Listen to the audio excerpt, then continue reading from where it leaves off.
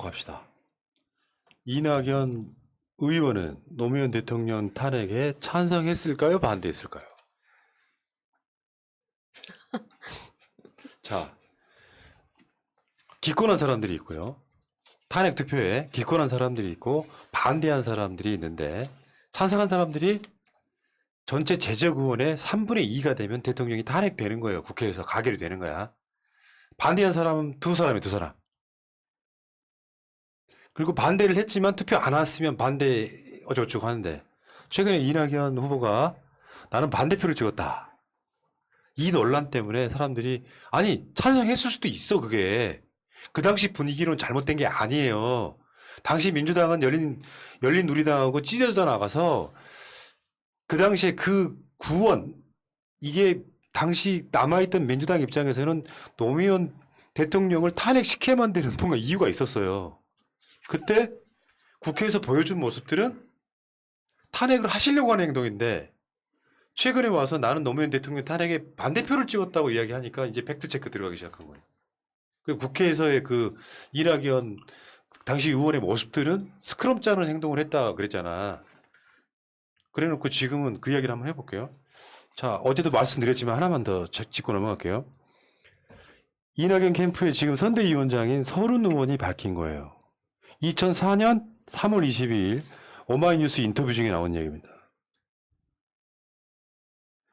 서른 의원이 탄핵 철회의 삭발단식 불출마도 고려하고 있다라고 하는 인터뷰 중에 나와요. 기자가 물어봐요. 지난 14일 기자회견에서는 탄핵 찬성한 의원들 가운데 반성하고 사과해야 한다는 입장을 가진 사람들이 있다고 했는데 추 의원도 여기에 포함되나? 라고 하니까 이게 추미애 의원 말하는 거고요. 서른 의원의 답변은 탄핵에 찬성했지만 반성하고 사과한다는 입장 가진 사람들은 자기가 알기로는 이낙연, 전갑길, 김효석이 해당된다라고 포함되는 거죠. 그럼 뭐야? 이낙연은 일단 찬성을 했다는 얘기잖아요. 이분이 지금 그쪽에 선대위원장 되시는 거고. 그리고 그 돌발 영상 마지막에 나오죠. 이거 보신 분들이 있을 거예요. 추미애 의원이 당시에 국회 탄핵 표결하고 나서 나오면서 기자들이 계속 물어봐요. 찬성했어요? 반대했어요? 결론적으로 끝나갈 무렵에 이 영상 끝에 반대했다고 이야기를 합니다. 그리고 나머지 한 명은 자민련 국회의원이었다고 밝혀져요. 알 수는 없지만 본인이 직접 이야기했는데 왜 이게 추미애 당시 의원이 거짓말일 수가 없냐면 당론이었잖아요. 공개적으로 반대 입장을 표명한다는 게 쉽지가 않은 일이에요. 어마어마한 왕따를 당할 수 있는 부분이었다. 그 추미애는 공식적으로 당시에 반대했다라고 하는 입장. 근데 제가 잘 아시는 분의 최근에 트위터 한번 볼게요. 기자생활 30년 기자생활을 기반으로 하는 유튜브 방송을 한다는 언론인 최병묵의 팩트인데요. 2004년 3월 탄핵 전후의 상황을 논리에 근거해 정확하게 설명하고 있습니다. 결론, 탄핵 투표 당시 195명 참석자 중 반대를 표를 던진 2명은 김종우, 이낙연 의원이다. 자, 그 최병묵이 누구냐 한번 볼게요. 보수 언론 출신 언론인이거든요. 이런 글 쓰고 계시는 분이세요. 최병묵이라고 하는 사람이. 조국 딸의 고려대가 불났다. TV조선 논평 평론가입니다. TV조선에 나오시는 분인데 반조국 막 가져다 쓰면 되는 거예요, 이게? 아니 이거는 인사에 관한 투표기 때문에 누가 무슨 표를 던졌는지 몰라. 근데 정황으로 보면 이낙연 의원은 노무현 탄핵에 찬성했다는 게 일반적인 누구나 다 하는 이야기잖아요. 근데 지금 이제 와서 뭐 김종우 의원하고 이낙연 의원이 반대표 던졌다고? 왜 거짓 선동을 합니까? 그러니까 계속 이낙연 후보가 탄핵 반대했다라고 얘기하는 그런 근거가 2004년 3월 18일에 한국경제신문에 나온 기사인데 탄핵 반대 2명은 이낙연, 김종호 의원이라고 제목을 썼어요. 그때 김종호 의원은 본인이 반대했다라고 얘기를 했지만 이낙연 측은 그때 당시에 본인 입으로 얘기하지 않았고 이낙연 측근이 노 대통령과의 관계되는 고려에 반대표를 던진 것을 안다라고 얘기한 게 다고 이낙연 후보는 당시에 노코멘트라고 얘기했고 그리고 앞으로 죽을 때까지 말하지 않겠다 해놓고 지금 나 반대했어요라고 아니, 하고 있는 상황입니다. 그게 지금. 찬성했다는 뜻이잖아요. 죽을 그러니까. 때까지 말하지 않겠다가. 그리고 돌발 영상에 나왔던 그 추미애 의원은 민주당 의총에서 반대 입장을 하고 퇴장한 그 영상이었습니다. 그 탄핵 그 투표가 투표가 아니고 아니고. 어찌됐건 본인은 탄핵이 반대- 일관되게 반대했던 그렇죠. 사람이에요. 그러니까 네. 그 부분에 대해서는 추미애 장관님께서도 말씀을 하신 적이 있고 책에도 나와 있어요. 저는 솔직히 그래요. 사람이 살아오면서 한 번도 틀린 길을 걷지 않을 수가 없어요. 그럴 수가 없어. 그 세상에 그런 사람 없습니다. 그리고 이낙연 후보가 그때 당시에 찬성을 했을 수도 있고 반대를 했을 수도 있어요. 추미애 의원님께서 그때 후보님께서 그때 당시에 민주당의 대표였기 때문에 저는 그때 당시 추미애 의원이 그때 당시 추미애 의원님께서 얼마나 탄핵을 위해서 노력을 했었는지 기억을 해요. 근데 더 이상 노무현 대통령 탄핵에 대해서 추미애 장관 후보님을 아무도 뭐라고 하지 않는 게 추미애 후보님 같은 경우 그때 당시에 자기의 내가 민주당에 소속해 있었기 때문에 대놓고 드러내놓고 반대할 수가 없는 입장이었다라고 이야기를 했고 거기에 대해서 뼈를 깎는 처절한 반성을 했어요. 삼보일배 아직도 그때 무릎이 안 좋으실 정도로 본인 스스로 노무현 대통령님 거기까지 가서 계속 이렇게 자기의 과오를 싣고 그 과오를 딛고 오늘날의 추미애가 만들어지는 그 과정을 우리가 봐왔단 말이에요. 그러니까 노무현 대통령 탄핵하고 나서요. 여론조사 지지율 등이 민주당이 폭망을 해버려요. 완전히 당시 박살나버렸죠. 민주당이. 예. 그러니까 안 되겠다 싶어서 허난만큼이라도 살려달라고. 음. 그러니까 이게 지금 어떤 댓글에 좀 모질이 하나가 반대인데 삼보일배 했냐. 역사를 모르니까 저는 개소리를 하는 거죠. 무슨 말이냐면 그래서 추미애를 내세우는 거예요. 당의 간판으로. 민주당을 살리기 위해서 그 젊은 그쵸. 추미애를 예. 그 젊은 추미애가 망월동까지 삼보일배로 가요. 지금도 그것 때문에 몸이 불편하다고. 내가 반대했지만 당을 살리기 위해서 살려주세요, 살려주세요를 추미애한테 시킨 거야, 이 비겁한 새끼들이. 그래놓고 나중에는 추미애가 마치 노무현 대통령 탄핵시킨 것처럼 추미애한테 다 집어 씌웠잖아요. 그러니까 우리가 그 과정들을 봐왔고 추미애라는 사람의 진정성을 봤거든요. 그렇기 때문에 추미애 후보님한테 아무도 노무현 대통령님에 대한 거기에 대한 책임을 묻지 않아요. 그때 당시에 상황이 있었기 때문에. 근데 저도 똑같다고 생각해요. 이낙연 후보님도 마찬가지입니다. 그때 당시에 찬성했을 수도 있고 반대했을 수도 있다고 봐요. 찬성했으면 내가 그때 당시에 왜 찬성했다. 왜 거짓말하냐고. 그렇죠. 지금은 내가 어떻게 변했다 하고 자기가 그 변한 과정을 납득할 수 있게 표현할 수 있게 이렇게 우리가 이해할 수 있게 보여줘야 되는데 거기에 대해서 아무런 입장도 내놓지 않고 조용히 있고 밑에 지지자들은 지지자들대로 찬성을 했니 반대를 했니도 쪼개지는 상황을 즐기고 있어버리면 아니, 그러니까 정황상 그리고 뭐 투표는 누가 어떻게 했는지 모르지만 끊임없이 이낙연 당시 대변인이나 뭐 원내대표 이런 사람들이 노무현 정부를 비판해 왔고 그 당시에 민주당의 대변인이었던 사람이고 그 입장들은 수도 없이 기사한테 냈을 텐데 나는 공식적으로 노무현 대통령 탄핵해야 된다고 여러 가지 말과 행동을 했던 사람이 조용히는 투표할 때 반대했다고? 그걸 어떻게 믿습니까? 그러니까요. 추미애 같은 경우는 언론에 다 나는 이야기잖아요. 난 반대다라고 이야기하는 이유가 본인 스스로가 반대했다는 걸 확실하게 했고요.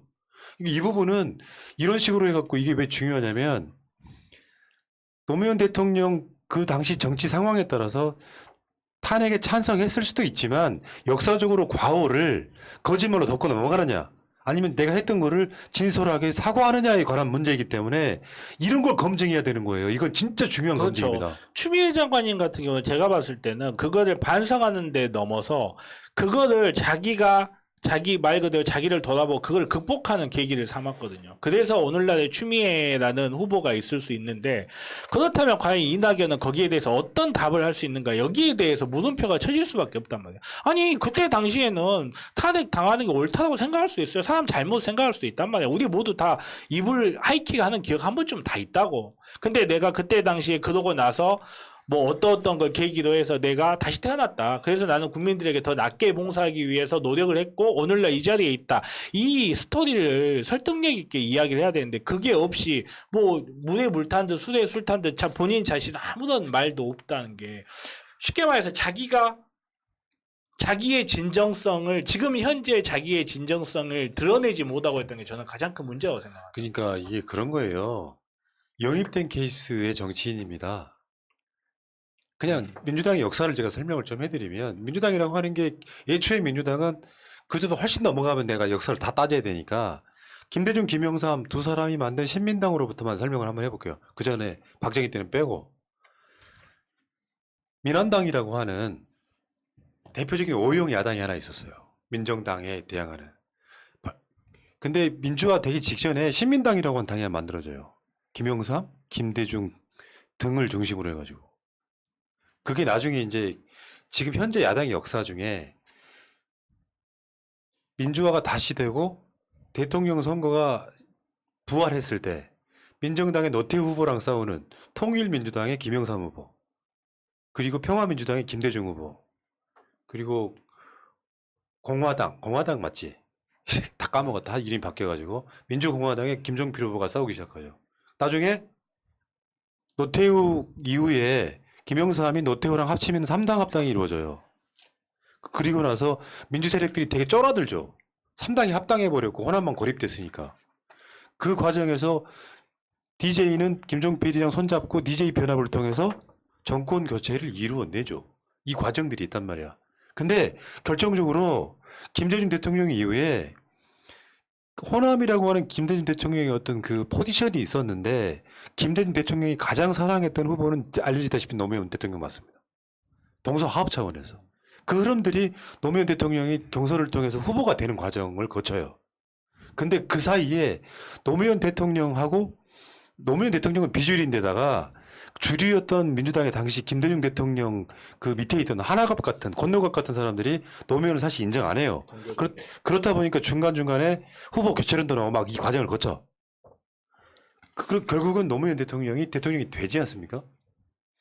그때 끝까지 노무현 대통령 인정 안 하던 사람들이 결국에는 열린우리당 탈당 만들어 나가는 과정에서 틀어져요. 그게 지금 이낙연 후보가 있던 민주당이에요. 그리고 나서 그 사람들이 그 당시에 그 한나라당? 정확히 기억 안 난다. 한나라당 국회의원들이랑 합쳐가지고 탄핵을 이루어낸 거예요. 그리고 노무현 대통령이 탄핵이 됐단 말이야. 그런데 나중에 정권을 뺏겼잖아요. 이명박 박근혜한테. 뺏기고 나서 문재인 대통령이 대통령을 하려고 보니까 간단히 말하면 문재인 대통령의 포지션은 그냥 친노였던 거예요. 범민주 세력을 품어안지 못하는, 상징적으로 봤을 때 친노였단 말이야. 그러니까 호남 세력, 당시 민주당 세력의 대표성을 띠고 있는 이낙연 전남지사를 끌어올려서 협치를 한 거예요. 협치를. 그러면 이낙연 지사 입장에서 정통 친노라고 말하기 좀 민망한 상황이지. 저걸 갖다가 일종의 양자로 썼으니까. 그런 상황에서 나는 노무현 대통령의 탄핵에 반대했다고 말하는 건 법리적으로도 역사적으로도 안 맞아요. 왜 거짓말 하십니까? 그러니까 절대 밝히지 않겠다고 하면은 죽을 때까지 밝히지 않겠다고? 그럼 죽을 때까지 밝히지 않았어야지. 그러니까 자기가 애초에 반대를 했었다면 죽을 때까지 밝히지 않겠다는 말도 할 필요가 없었겠죠. 근데 지금 와서 또 말을 바꿔가지고 나는 반대했다고 또 이야기를 해. 근데 그걸 논리적으로 따져보면은 거짓말이야. 이렇게 믿을 수 없는 사람을 어떻게 대통령으로 만들 수가 있습니까? 관련해서 화면 하나 보실 텐데 이게 지금 뉴스에 나왔던 영상이 지금 하나 잡힌 게 있어요. 이걸 보시고 판단하셨으면 좋겠습니다.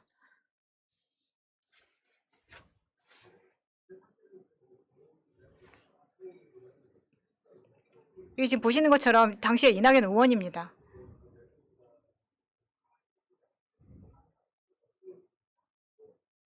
소리는 필요 없을 것 같은데? 소리 안 나가고 있어요. 우리가 설명해 주면 되죠. 네.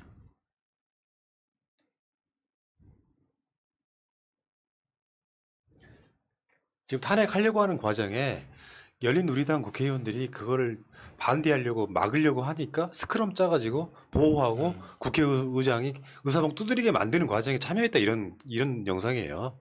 간단히 말하면. 아이고, 자, 뭐 더 볼 아니 게 이렇게 있나요? 다 나올 거를 어. 왜 거짓말을 하냐고. 그러니까 탄핵 찬성했을 수도 있다니까요. 아니 아직 거짓말이라고 확정적으로 말하는 건 조금 위험할 것 같고. 보세요. 확정적으로 말하지 않겠습니다. 아, 발언을 훌륭하십니다. 철회합니다. 아니요, 이거는 반대 찬성에 대해서는 법적인 다툼이 있을 수가 없는 거예요. 증거가 없거든. 그건 증거를 만들어낼 수 없기 때문에 정황으로 인식을 하는 거라서 누가 봐도 탄핵에 찬성했을 법한 상황에서 이제 와서 선거에 필요하니까 나 노 대통령 탄핵에 반대했네라고 말하는 건 굉장히 정치인으로서 할 짓이 아니고요. 진솔한 사과가 훨씬 더 매력적이라니까요. 아, 상황 그럴 수밖에 없어서 내가 사과 드린다고 하는 게 훨씬 더 그렇죠. 매력적이야. 캠프에 도대체 누가 있는 거야 도대체. 그러니까 저는 그래요. 그러니까 예를 들어서 본인이 정말로 반대했어. 반대했다 하더라도 또 피할 수가 없는 게 노무현 대통령님을 탄핵하겠다는 그 무리들 안에 있었다는 또 그 사실은 또 변치가 않거든요. 그러니까 단지 그 당과 같이 있었다를 넘어서 그때 당시에 그 의사대를 점거하고 있으면서 그 탄핵을 추진하기 위해서 있었던 그 적극적으로 추진하던 자리에 있었다는 것도 어떻게 보면 그것도 또 하나의 자기들의 잘못이 될 수 있거든요. 추미애 장관님께서 삼보일배를 했던 잘못이 있었던 것처럼 본인은 반대했음에도 불구하고 마찬가지로 이낙연 같은 경우도 나는 찬성했는데 아니 나는 반대했는데 이렇게 끝날 게 아니라 나는 예를 들어서 내가 반대를 했다. 나는 사실 그때 당시에 반대를 했었다. 이러이러한 상황 때문에 내가 그 자리에 있었지만 반대했다. 하지만 내가 그때 당시에 함께 했던 사람으로서 이러이러한 점에서 부끄럽게 생각한다. 뭐 추미애 장관님께서 후보님께서 했던 것에 대해서 나도 같이 하고 싶은 심정이었다. 이런 게 있어줘야 되는데 아니야 나는 반대했어. 난 몰라.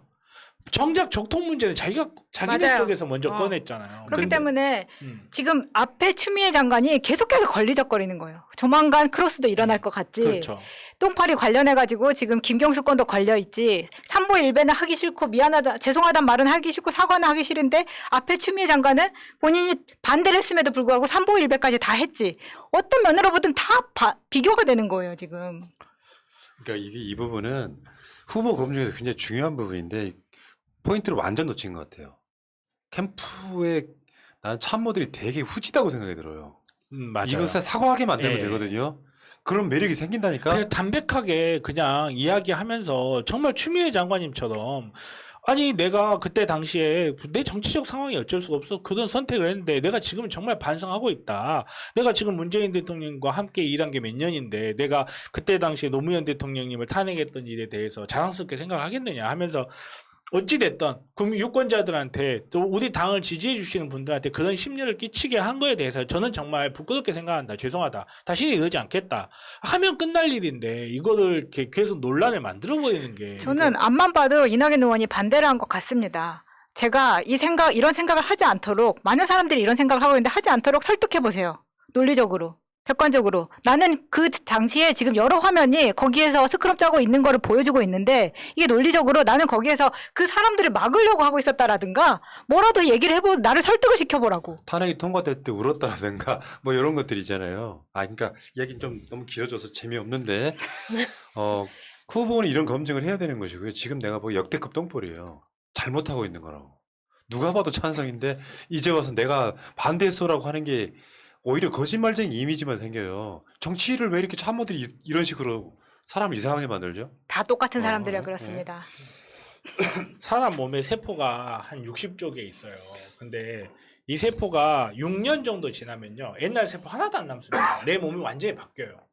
제가 갑자기 이야기 왜 하냐면 이렇게 흔히 이런 말이 있어요.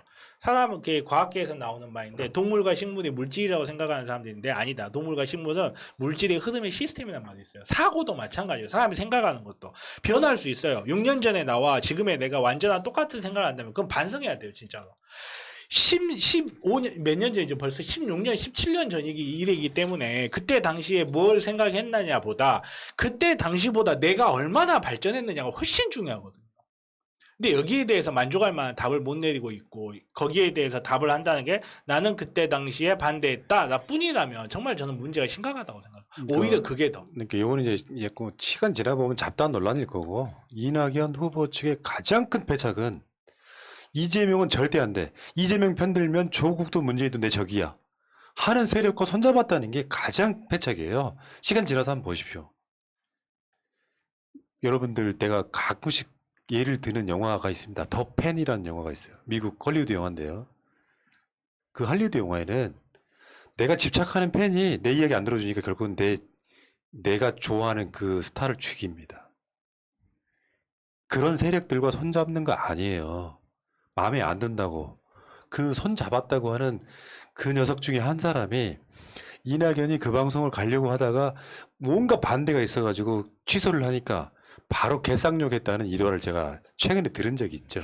이낙연, 이케이미 그런 애들과 손잡고 있어요. 자, 그 이야기는 여기까지 하시고요.